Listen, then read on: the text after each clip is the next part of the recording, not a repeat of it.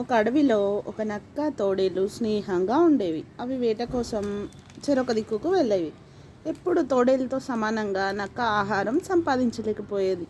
దాంతో తోడేలు తన ఆహారంలో కొంత మొత్తం దానికి ఇస్తూ ఉండేది. ఒకరోజు, మిత్రమా, ప్రతిరోజు నేను నీకు ఎక్కువ మొత్తంలో ఆహారం దొరకడంలో రహస్యం ఏంటి అని అడిగింది నక్క.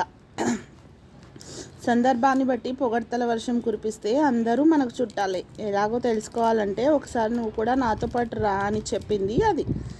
దీంతో తోడేలతో పాటు నక్క నడుస్తుండగా పెద్ద పులి ఒక జంతువును వేటాడి అటువైపు రాసాగింది.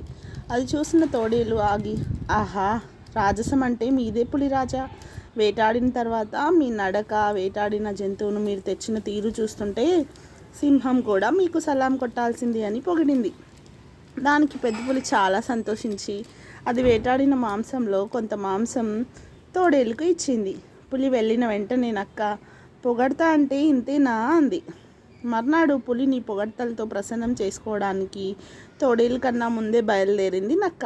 కొంత దూరం పోయాక నక్కకు పెద్ద పులి గాయాలతో కుంటుతూ కనిపించింది. ఒంటరిగా ఉన్న నక్క తన పంట పండిందని అనుకుంది. పొగడ్తలతో పులి మెప్పు పొందాలని అనుకుంది. ఆహా, ఏమి నడక, ఏమి నడక! హంస కూడా అసూయపడాల్సిందే. సింహం అయితే 1000 జన్మలెత్తినా ఇలా మీలా నడవలేదు తెలుసా అంటూ పులి దగ్గరికి వెళ్ళింది. అసలే గాయాలతో ఉన్న పులి కోపంతో నక్కపై దాడి చేయడానికి వెళ్ళింది. త్రుటిలో తప్పించుకొని నక్క అక్కడి నుంచి బతుకు జీవుడా అనుకుంటూ పారిపోయింది. కాసేపటి తర్వాత తోడేలు దగ్గరకు వెళ్ళి, మిత్రమా, పులికి పొగడ్తలు నచ్చడం లేదు, కోపంతో అది ఊగిపోతుంది అని జరిగిన విషయం అంతా తోడేలుకు చెప్పింది నక్క. మిత్రమా, పొగడ్త అనేది సందర్భానికి తగినట్లుగా ఉండాలి. ఈ సమయంలో పులికి కావాల్సింది పొగడ్త కాదు, వైద్య సహాయం.